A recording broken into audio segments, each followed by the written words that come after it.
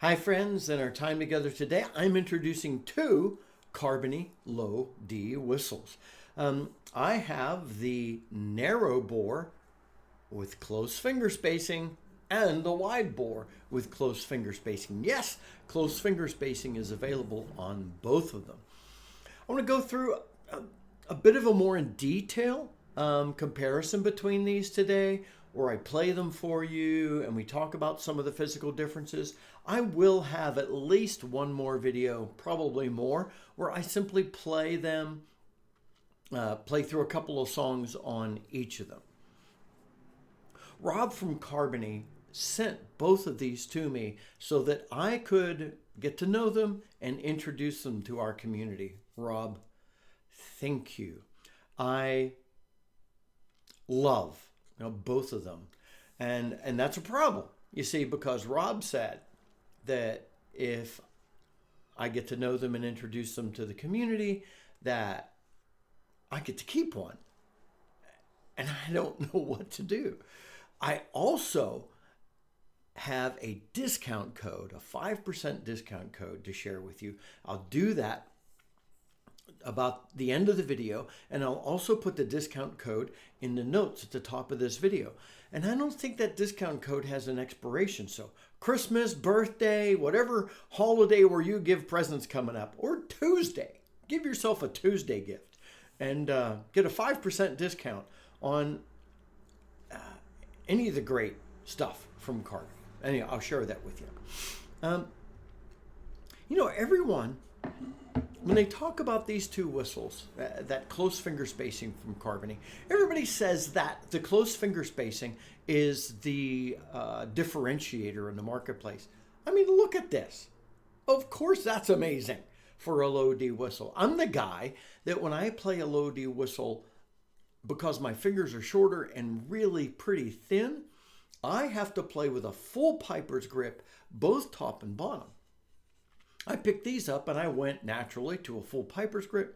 Pretty soon, I'm like, that's uncomfortable. I'm playing it like I'm playing a high D. It's just amazing. And that, it's just great. Anyway, I'm jumping ahead of myself.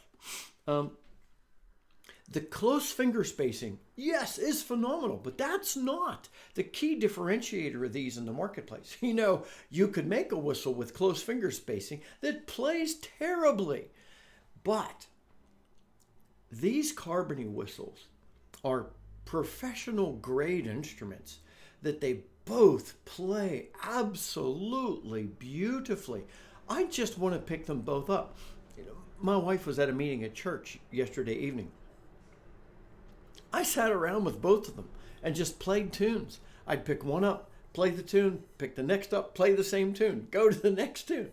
I spent half of my evening doing that.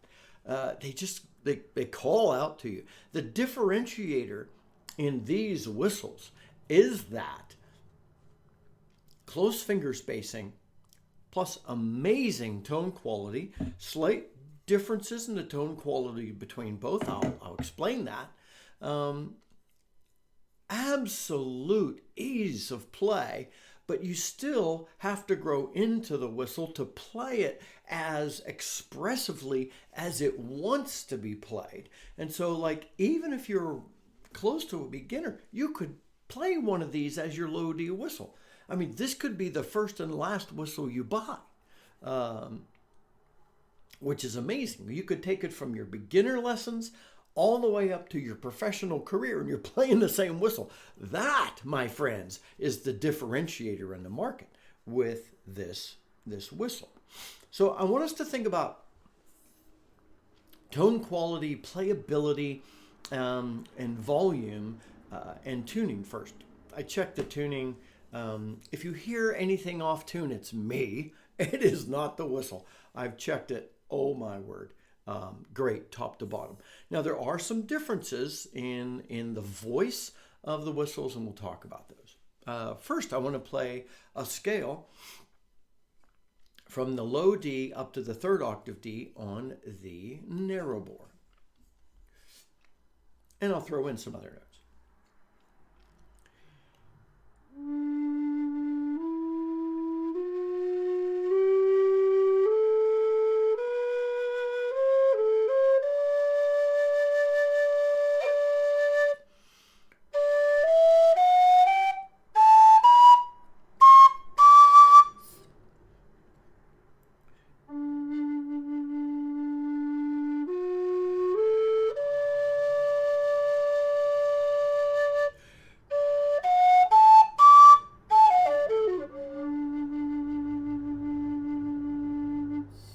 All right. Beautifully. I won't talk differences yet because I want to do the same thing on the wide bore.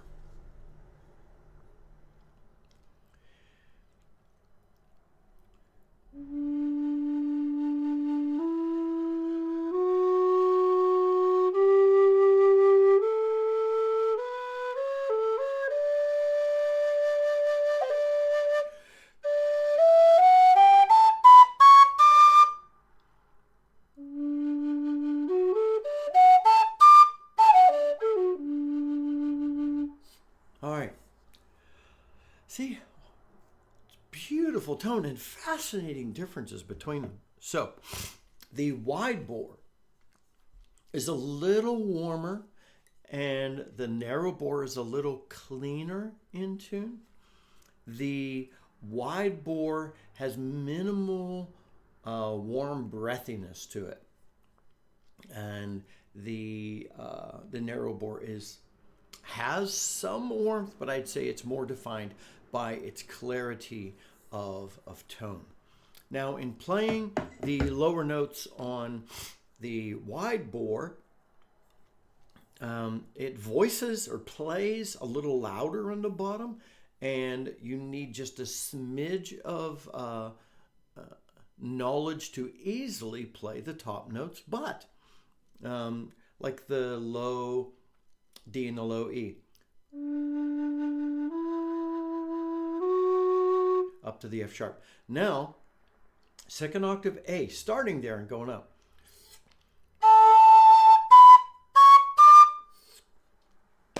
How many whistles do you have that you could do that? Now, when you get to the narrow bore,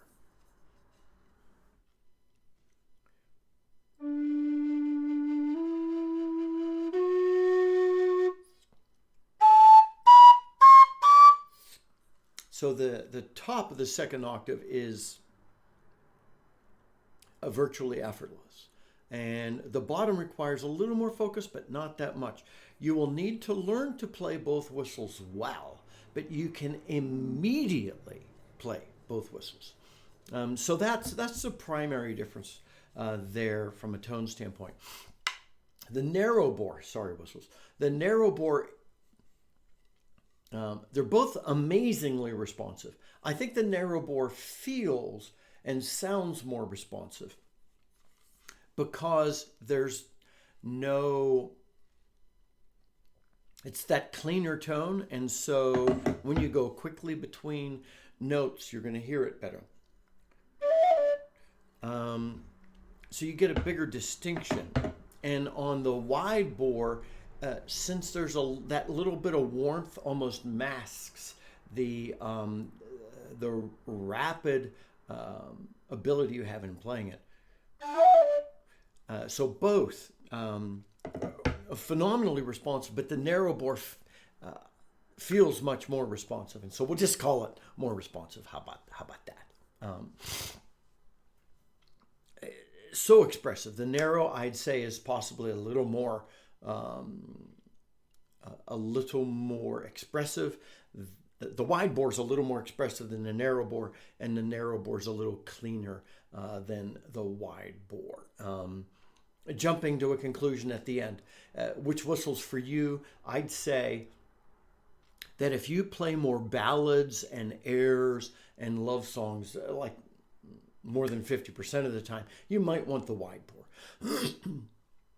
But if you play, if you're leaning towards wanting a whistle that plays faster and it becomes your all-round whistle, you probably want the narrow bore. However, if you're playing ballads and airs, and most of the ones you play, you're going up and just soaring up at the top of the whistle's ability, you might want the narrow. Listen to them and make your choice from that. Both whistles can be played quietly. The wide bore is actually a few decibels louder than the narrow bore from a volume standpoint, even though both can be played a little quietly. And like I said, it was like playing a high D whistle, particularly the narrow bore, because of that clean tone quality. It was like playing a high D whistle an octave lower. Literally my experience. The wide bore was more like playing a phenomenally playable and responsive emotive low D. So that's great. I want to play now two other tunes so that you can hear the differences between these. And I'm just going to play through I Sing of That Night in Bethlehem and After the Battle of Algram. I'm going to play I Sing of That Night in Bethlehem on the narrow bore, then the wide bore, and then I'm going to do the same on After the Battle of Algram. I'm going to leave off the repeats in After the Battle of Algram for time's sake.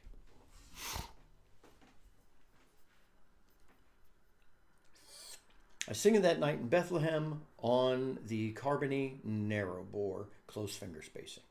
And I'm standing so that you could see my fingers, and you could see that I really am playing that way.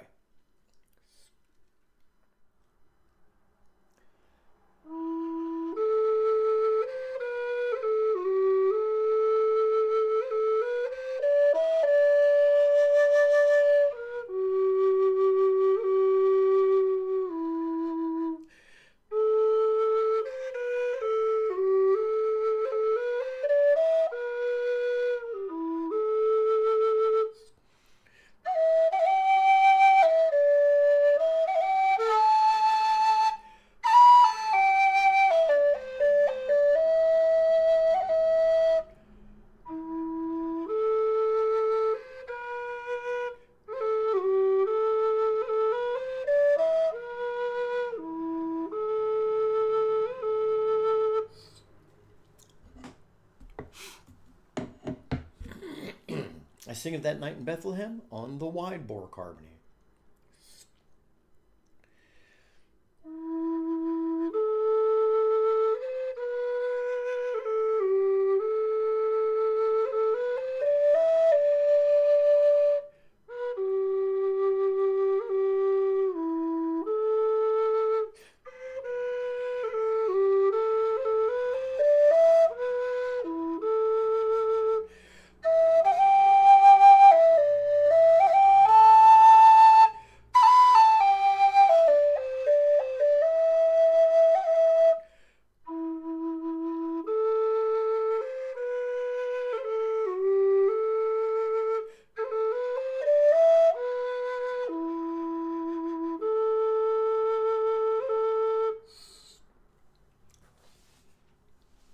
All right.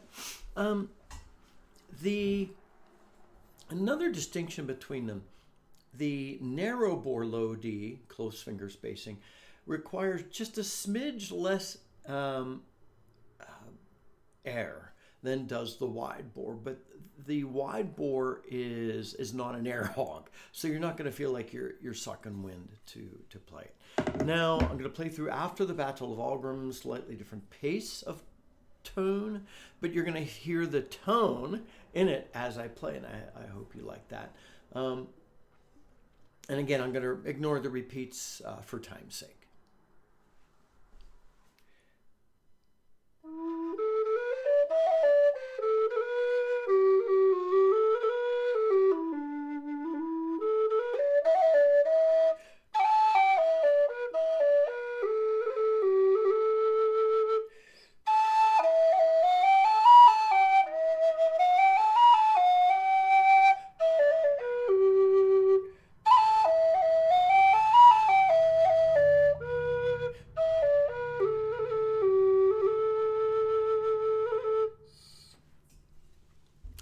One of the reasons I chose After the Battle of Algram is that you have to go into the top of that second octave, and it has to feel a little effortless, and these whistles enable you to accomplish that. So it's lovely. Now, After the Battle of Algram on the Carbony wide bore.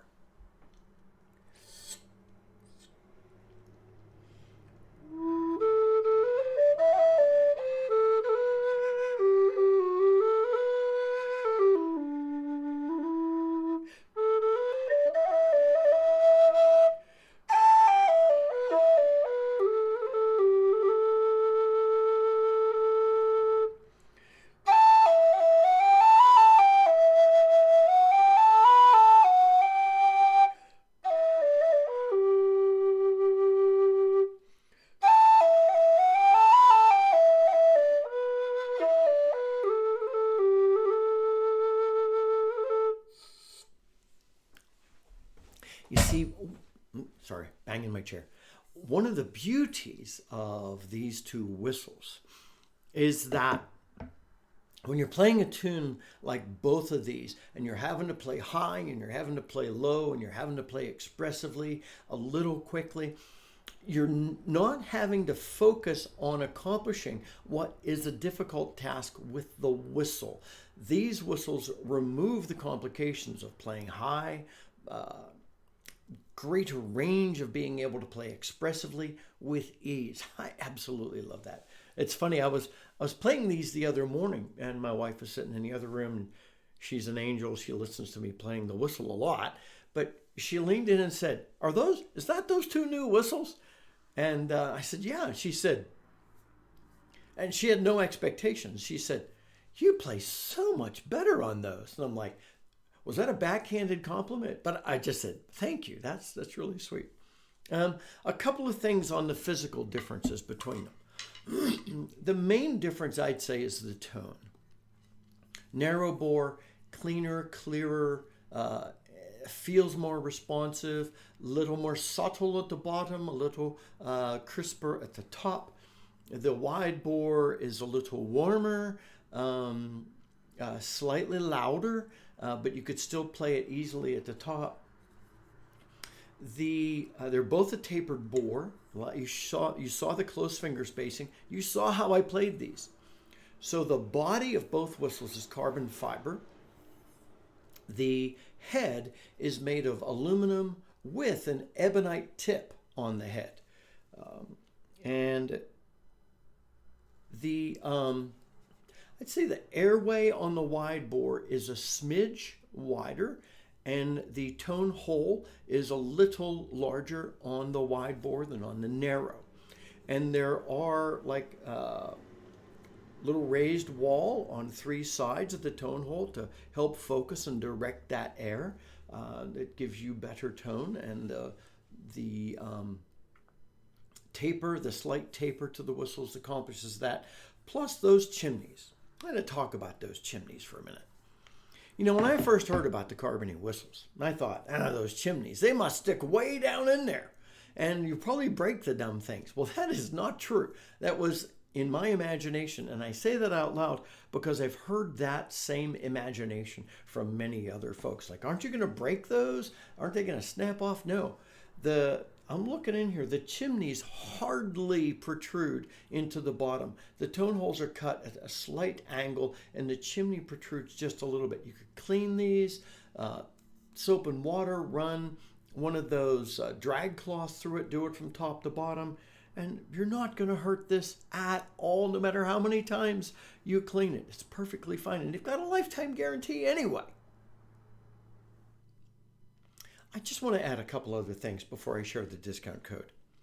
You know, when you're learning to play, not just learning, even if you've owned a whistle for years and years and years, and it's got a metal head, full metal body, it's like one of your favorite whistles, but you've got to spend minutes, literally at least a minute and a half, 2 minutes, just warming it up because of the clogging and the condensation. You set it back down to have a conversation with somebody, and you pick it back up, you've got condensation.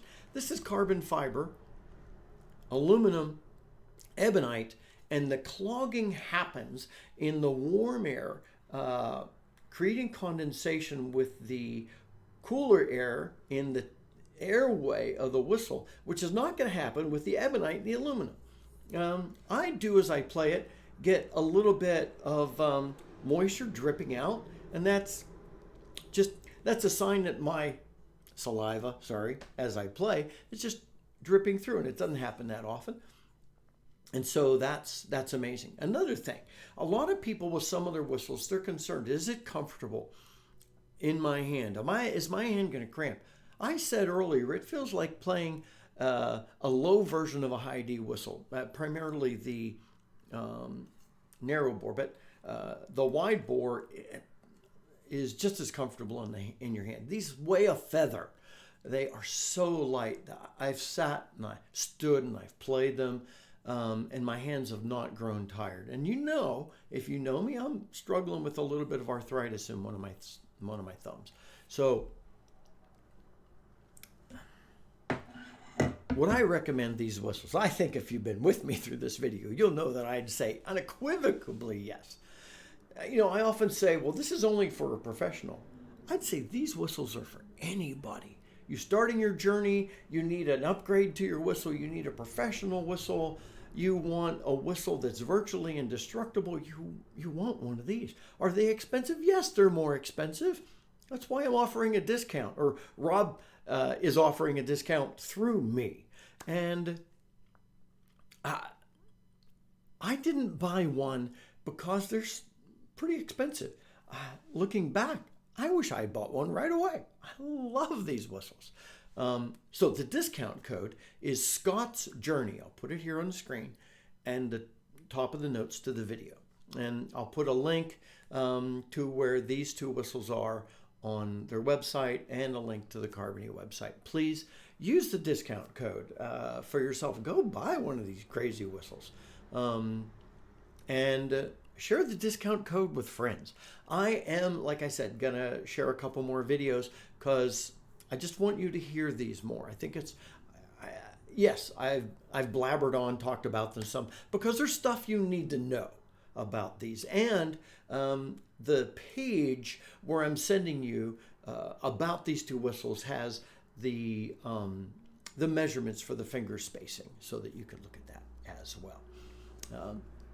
If you own a Carbony, please chime in the notes. I want to hear what you think of it.